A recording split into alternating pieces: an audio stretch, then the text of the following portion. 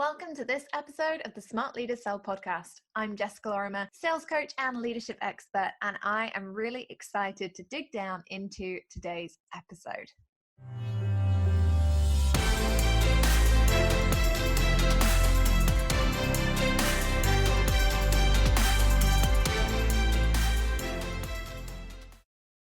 Hey there, poddies. I am starting to get over the cold. It is happening. It is here. I'm almost sounding like a normal human being again. Not entirely sure how long that's going to last, so you might have to excuse any coughing. That is still ongoing. But today's episode I'm really excited about, and hopefully my voice is going to hold out too, which would just be amazing. So this episode's come about really because I have decided to invest in my own financial education. Yes, at the ripe old age of 30, the big 30, I've decided to become an actual adult and learn about finances. On a side note, I wish they taught finances at school. Useful things like budgeting or, interest rates and why you should have a credit card before you get a mortgage, that kind of thing. But I'm going to be spending 2020, one of my personal goals is to get better acquainted with finances. And so I'm leaning heavily on my accountant and, of course, the use of some really interesting investment programs out there to learn more about increasing my investment portfolio, basically so that when I hit, 65, I don't have to live off of dog food, which, to be fair, Max lives on sausages and strawberries, so for that kind of dog food I wouldn't mind necessarily, but with the economical landscape that we're in, it would be nice to be making sure that even when I've decided I don't want to work anymore, that I'm not just spending all of my money on rubbish, hello Amazon, and actually preparing for my future. And it's something I don't think we talk about often enough as entrepreneurs. One of the biggest things that I see is that people are always aiming to make more money in their business. They're aiming for financial targets, and that's great, but what are you actually doing about the long-term strategy of your business? How are you going to be able to make money in your business even when you don't necessarily want to work? What would happen if you, touch wood, got sick and couldn't work for a few months, or there was a family reason or emergency? There are lots and lots of reasons that it's not enough just to want to aim to make money in your business. And I say this as somebody who has been really fortunate in my business, but I still want to prepare to have the best financial future I can. And part of that is obviously learning about investments and portfolios and other words that when I say them, I literally just hear white noise. I'm like, psh, in my brain. Clearly, I'll get less bored about finance as the year goes on. But in all seriousness, it's also down to how you diversify your business and how you can start creating the longer term business plan that can support you so that you can actually stop working when you want to, so that maybe you're not as hands-on as you feel that you currently have to be. There are lots and lots of reasons that you want to be including a really good diversification process in your sales plan. Lots of sensible reasons. As I'm saying them out loud, I'm like, oh my God, I've become an adult. I get excited about Hoovers and investment portfolios now. What a catch. Okay, so before I dig into today's episode, if you do want to save yourself some cash, I want to let you know that the sales scripts, objection handling guides, and my list building course are all about to go up in price. At the end of January, they will be going up to £50 per course. They're currently 27 and they are really good. The sales scripts have helped people actually negotiate sales conversations and navigate sales conversations, their first sales conversations, navigating their first 5k sale. And actually, one person who left a testimonial for them said that they had helped her close over £40,000 worth of sales conversations in the last 6 months. So if you are interested in going and grabbing that, please do. It's currently, like I say, £27. We'll be going up to 50 at the end of January. And our list building course as well. It's a list building mini course. It's pretty epic. I got a testimonial from somebody the other day that said, I only signed up to the List Building Legend course a couple of weeks ago, and I've already doubled my Facebook following and people on my mailing list. Best yet, they're actually genuinely interested in my services and engaging with my posts. This course was so easy to follow and implement, so many useful tips without being overwhelming. So if you are interested in either of those and you want to save yourself some cash, make sure that you go and check them out. The links are in the show notes for you. Now let's dive in. Diversification. Let's talk about that. It's a bit of a corporate word, let's face it, isn't it? Diversification. And I think before we kind of dive into the episode, we need to have a general understanding of what diversification actually is. Sometimes when we're talking about concepts, particularly in the online space, a word to one person means something very different to somebody else. So I'm always keen to give the definition that I'm using for an episode so that you can work off of that assumption. And obviously, if you've got questions, you know my email address, email in, let me know.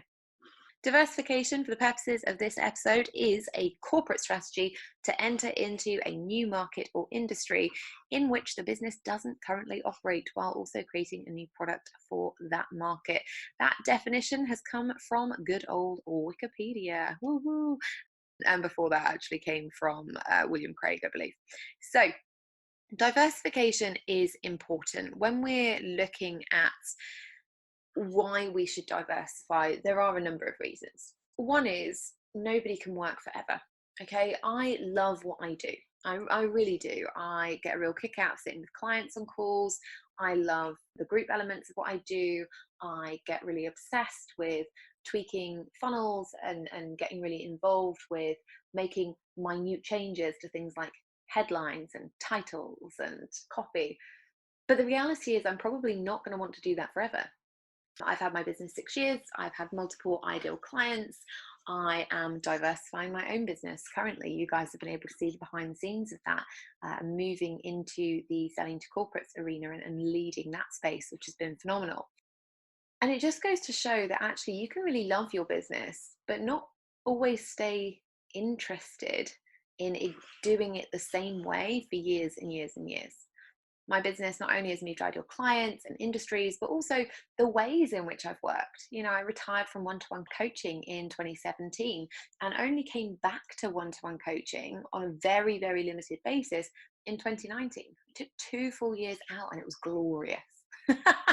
Really, really enjoyed it. I had the best time because I got to focus on selling one-to-many, and I loved that. I loved being able to create groups and communities that supported each other at the same time as going through the learning, and that was phenomenal. And I loved funnels. I got obsessed. I spent an entire year just building funnels and testing funnels and having an absolute blast. But it just goes to show that your business will go through these different phases. What you love now, you may not love later on. And also, you might not have capacity, like your circumstances might change. If you're somebody who wants to have children, or you currently have children, then they go off to university, you might get more time or less time in the future. If you're like me and you're a bit of an adrenaline junkie, then you might think that you want to take some time out, maybe spend some time traveling the world, take more holidays, spend more time with friends, partners, whatever. And so it's really important that when we're talking about sales, we're not always just talking about the short term. We're not always just talking about what can you do now to make more money, because inherently what happens when we make more money is that we just end up spending more money.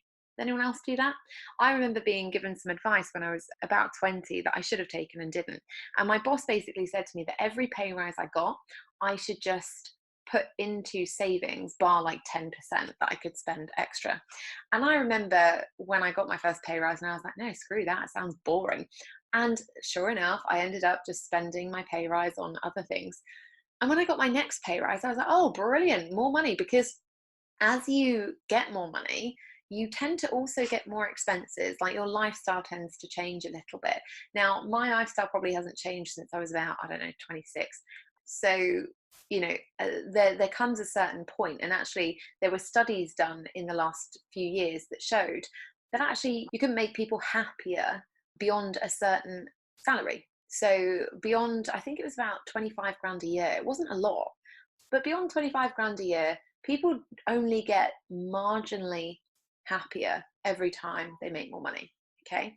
And that's salary or in, whatever you pay yourself. So if you are salaried by a company or if you're salaried by your own business or however, at £40,000 a year, there was no notable difference. So the people who are making 40 grand a year were just as happy as the people making 80 grand a year. Right? How crazy is that? And they didn't necessarily have more disposable income at 80 grand a year either, because again, expenses go up, your lifestyle starts to change. So it's a really interesting thing to think about. And you might want to be thinking about, what kind of lifestyle do I want to have? If you want to do more travel, you'll need to make more money. If you're like me and you're in a relatively fortunate position with a low outgoings every month, then you might actually not need to make as much money. You might decide that there are other priorities for you. But when it comes to long term and actually generating revenue for an extended period of time, you've got to think about a couple of things. One, obviously, is your short-term revenue, how can we continue making cash month to month? But also about, when are you going to start stepping back from the business or the day-to-day running of it? How are your expenses going to increase? And also how you're going to stay at the top of your game. It's a really difficult and challenging landscape to navigate at the moment, because what happens is one person becomes really successful with something. I always use the example of Danielle Laporte and that font that she uses. So Danielle Laporte uses this amazing font. It's like really revolutionary in the industry. We're talking like 10 years ago. And then suddenly everyone else sees it. They're like, oh my God, I want that. And so everyone else is using the font. And whilst people still know, oh yeah, that Danielle Laporte used it first, like it just starts to get a little bit samey. Same as Marie Forleo when she created her website. It was awesome, it's beautiful. But lots of website designers then got requests for, I want my website to look like Marie Forleo's. And then, of course, you get a market that is bombarded that looks a certain way. Then over the years, and we've discussed it on the podcast before, right? Like over the years, it's seen more often through different things. We've had the era of Eiffel Tower pictures. We've had the year of pastel coloured branding. We've had the boss babe bitch revolution, as Ali Brown kind of defines it. We've had lots and lots of those things going on. And it's always quite frustrating, because you recognize that when you are doing something different, when you are doing something that is interesting or that is changing the space exponentially, that you actually are going to get copied pretty quickly. So you have to think about how you're going to start or always stay at the top of your game. And part of that is going to be about diversification, adding in new ideal clients, new products, selling in new markets, perhaps creating entirely different sources of revenue. And that's what I want to talk about today, is some of the things that you can do that are relatively simple that will help you prep for your long-term sales goals. So the first thing we need to think about are, what are the common ways that we can actually diversify without tons of extra work? Because let's face it, when we're thinking about the long term, and I'm very guilty of this, I always think, oh my goodness, 65 sounds so far away. Now that I'm 30, I'm like, oh, 65 seems marginally closer, but it's still, I'm still not thinking about it as often or as in detail as I probably should. And that's why I'm spending this year focusing so much on, what am I going to do? Where is my business going to go, and how long will I really want to be in the thick of it and, manage other things? So when we're looking at the long term, because it always feels like we've got forever to do things, we end up not necessarily planning for the long term in the right way. And the right way is the lazy way, right? It's, how can we do this in the quickest time frame possible, in the easiest way possible for us? And that means not having a diversification plan necessarily that is completely and entirely different to what you're doing now.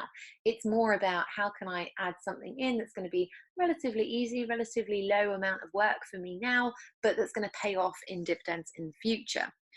Again, I've just realized that I sound like a financial advisor. Clearly, I'm very invested in this topic. It's not often I get serious. So when we're looking at common ways to diversify without doing tons of extra work, we have to look at what we've already got access to. So currently in your business, you will have access to yourself as a resource, the current offers that you're selling, and your current audience base, right? So those are the top 3 things that you should have right now.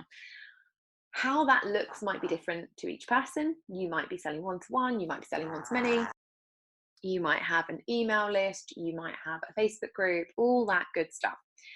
It doesn't matter what it looks like, it just matters that you have those things. So yourself as a resource, your offers, and your audience. When we diversify, there are, I would say, 3 easy ways to diversify. Okay, so the first one is, add in an additional ideal client, right? if you've already got yourself as a resource and you've already got offers that solve a problem in a specific area, it's very, very easy to add a new ideal client into the mix and diversify your business that way. So, for example, when I started my business, I was helping people who had not made money before online and helping them learn the basic sales skills that they needed to make their first 5K a month. All right. And as time went on, I mastered that and I was able to get people there pretty quickly and it was great. And, whilst it was great and people were getting results, I also didn't want to necessarily be having one-to-one conversations about it all the time, because by that point, my business had moved forward and I got really, really tired of talking about lead magnets, like lead magnets and how to create them. Not my speciality and just a little bit boring for me. Okay. So that was where I started. That was my first ideal client.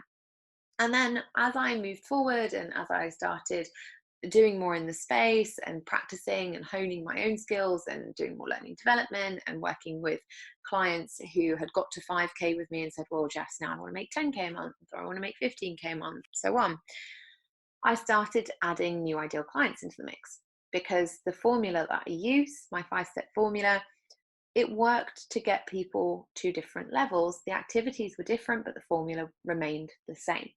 Okay, the steps that people would go through remained the same.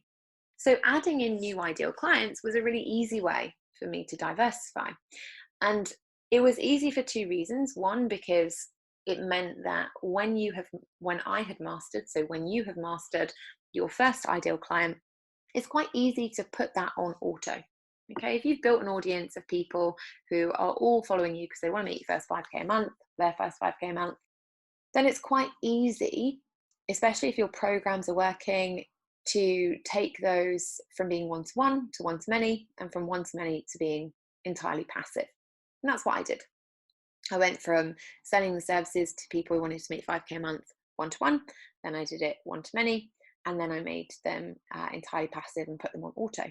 And so, the people who were coming into my audience that wanted to make 5K a month, there were solutions for them. They could go and grab their lead magnet and then buy into programs and move forward in the way that was best for them. And I restricted then my group work and my one-to-one work for different ideal clients. Yeah. And it just made it a lot easier for me. So that's the bonus of adding in an ideal client as part of your diversification strategy. And you can add as many as you want, but the reality is you're going to need to give yourself the time to do that and the space to do that, and actually be able to test it. Every ideal client that you work with, you've got to be able to prove that you can get results. Yeah, there's no use in you going, oh, well, I want to work with, I saw this the other week, I want to work with 7-figure business owners. And someone said, oh, well, are you at 7 figures? And they were like, no. I'm like, right, have you ever worked with 7-figure business owners before? No. Oh, okay, cool. That's going to be really difficult because you don't have a lot of the skills required. And it's quite likely that you're not going to be able to build enough trust quick enough. Whereas if you are able to start with an ideal client you know really well, so if, for example, you did know 7-figure businesses really well and their systems and processes, and you started out working with them because maybe you had prior experience or you'd done it in corporate or whatever, then yeah, great. You master that ideal client, then you might go, okay, I'm going to work top down. So the people who can't afford to work with me one-to-one, I'm going to create a course on systems and processes for, people who aren't making 7 figures yet. And that might be your diversification. Either way, when you are diversifying by ideal client, I can't stress this enough, you have to be able to get them results. So it doesn't mean just taking a course or a program and going, oh, well, I could probably sell it to these people too. Maybe that'll work. It really means master your first ideal client, be able to put that process onto automatic, and then add another one into the mix. Okay. Second thing you can do is obviously add a revenue stream that is entirely different to what you're doing now. So most of you who listen to this podcast operate in the B2C space, business to consumer. You're selling to individuals generally. As you know, I've been banging on, and I keep banging this drum. I firmly advocate that everybody in 2020 should be adding a corporate revenue stream to their business. Everybody, without fail. And in fact, we're seeing some really interesting online companies who are now trying to work with corporates. They are now selling their services, they're selling their products to corporate companies because they recognize that this industry, this space is changing. So if it's good enough for them, it's good enough for you. And if you do seriously want to learn more about selling to corporates, I know I've plugged the free Facebook group on here, but I'm going to plug it again. We've got the new Selling to Corporate Facebook group. It is brilliant. I'm just come off the back of a live training series, and we have a really cool competition running at the moment for new members, which is pretty awesome.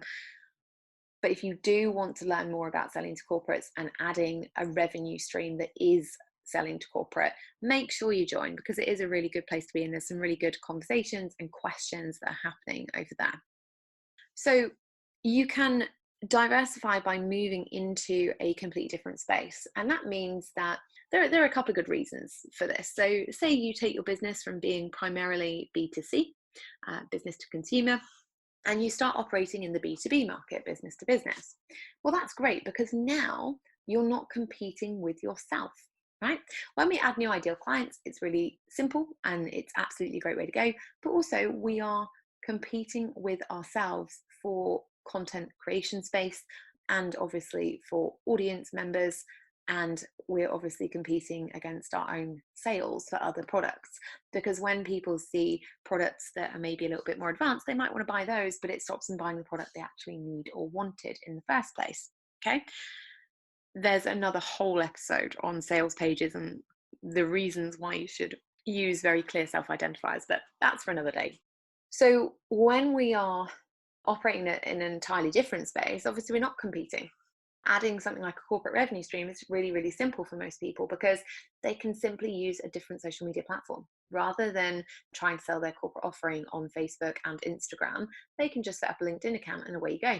And that can give you an entirely new audience, an entirely new space to create and use content on, and actually an entirely separate revenue stream that can be really, really useful for you when your business is diversifying or looking at that longer term plan.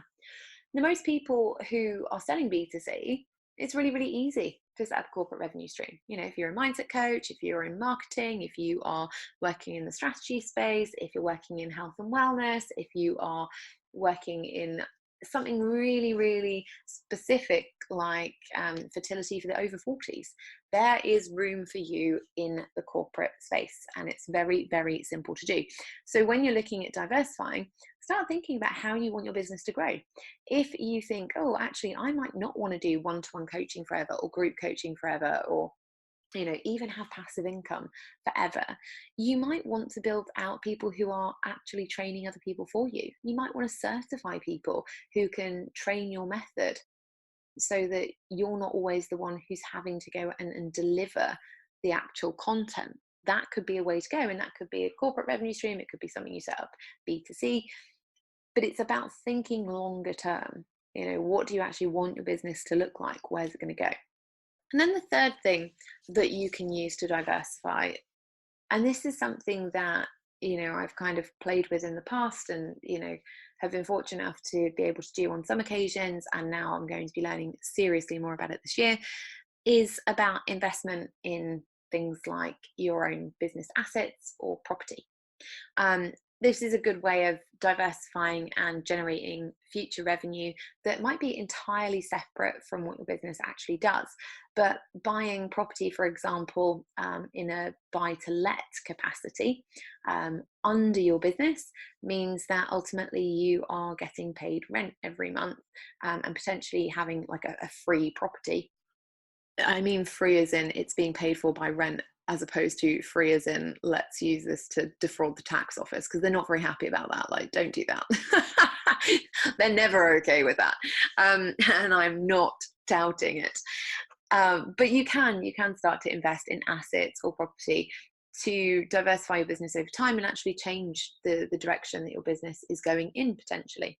This was really popular at one point with companies who were not necessarily selling online, but who wanted to buy out office space and things, because especially when things weren't so expensive in major cities, or not as expensive as they are now, i.e. you have to sell a kidney and potentially a child on the black market, then you could see that companies were buying properties to host their office space in rather than renting, because actually they recognize that over time they'd be able to sell that and potentially rent it back, and it would actually cost them less. They'd make more capital on it.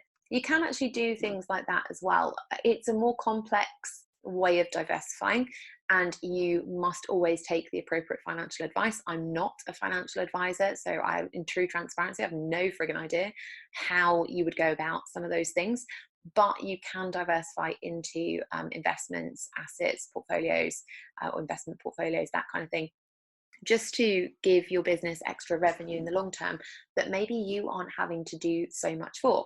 If you're doing buy-to-let, for example, and you rent out your property, you can get a property management company to oversee that management. You might pay a couple of thousand a year, but the reality is you're not actually having to do anything, and the money comes in pretty steadily, and at the end of it, you've got a property that the business owns and that you can sell. So there are other areas of diversification that you can think about depending on how well your business is doing, depending on what you're doing currently with your cash flow, and depending on ultimately how well you're doing in your business. There are going to be some things that are easier to do than others depending on how much cash you're currently bringing in. The most important thing that you do is talk to an accountant, right? You get to make absolutely any business decision that you want, but you've got to make the right choice. So if you are thinking about diversifying and it's not something simple like, I'm just going to add another ideal client and then I'm going to make more money that way and then I'm going to spend that money doing whatever I like, then do make sure that you talk to an accountant or a financial advisor who can give you the correct financial advice and potentially legal advice that you need to move forward on those things. That's really, really important. Like, always take the right advice. And then the third thing we have to think about when we're diversifying is, how long is it going to take? And honestly, there's no right answer to that. It's a kind of how long is a piece of string answer. The reason being is that some people will know that they want to diversify now, and they will be planning for their long-term future now, and they'll want to action that now. And a lot of my clients do that. They're really good forward planners. So they will be already considering things, they will already be taking action, and that means that diversification will happen quicker for them.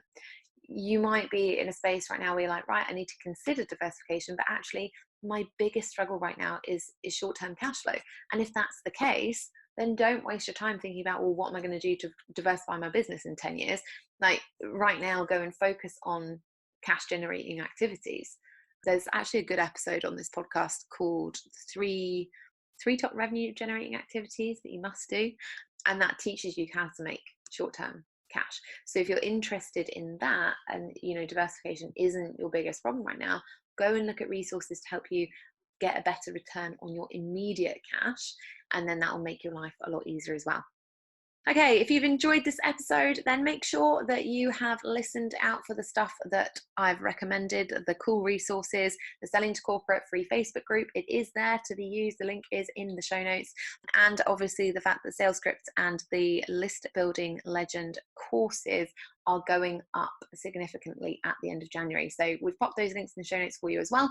If you are interested in those, or if you have been considering them, make sure you jump in now, because otherwise you will miss your chance and miss out on the discount that's there currently. I'll see you in next week's episode. It's going to be a goodie next week. I say that like I'm surprised. We're going to be talking about asking for money, and does it really have to be awkward? So I will catch you in next Monday's episode. We're talking all things pricing and how you can ask for the cash without feeling sleazy at all. I'll see you then.